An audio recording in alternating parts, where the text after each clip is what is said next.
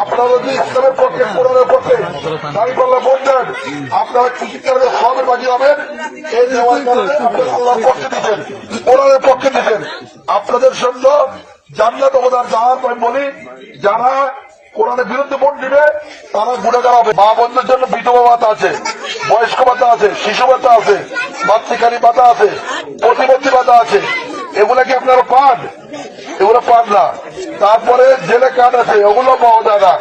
আমি আপনাদের কাছে অনুরোধ করবো, তারা আসলে যা আছে সবগুলো খায় দুর্নীতি করতে করতে একদল দুর্নীতি করে শেষ, আরো তারা বিগত দিনও দুর্নীতি করেছে, আবার দুর্নীতি করার জন্য রেডি হয়ে আছে। আমি আপনাদের কাছে অনুরোধ, আপনারা সবাই আগামী দিনে আমরা আপনাদের সন্তান, আমাদের ছেলে, আমরা বাইরে বলতেছি, আমাদের দ্বারা 1 টাকার দুর্নীতি হবে না, 1 টাকার অনিয়ম হবে না। এবং আমি বলতে চাই, আপনারা যদি ইসলামের পক্ষে কোরআনের পক্ষে দাঁড়িপাল্লা ভোট দেন, আপনারা কৃষিকারদের সবের বাজি হবেন। এই নেওয়ার কারণে আপনারা আল্লাহর পক্ষে দিচ্ছেন, কোরআনের পক্ষে দিচ্ছেন। আপনাদের জন্য জান্নাত অবদান জাহান। আমি বলি, যারা কোরআনের বিরুদ্ধে ভোট দিবে তারা গুণাগার হবে। কারণ ওরা ভোট পাওয়ার পরে, নির্বাচিত হওয়ার পরে এরা টেন্ডারবাজি করবে, চাঁদাবাজি করবে, এবার রাস্তার টাকা বাড়ি খাবে, বিভিন্ন প্রজেক্টের টাকা বাড়ি খাবে। এটা হলো তাদের কাজ।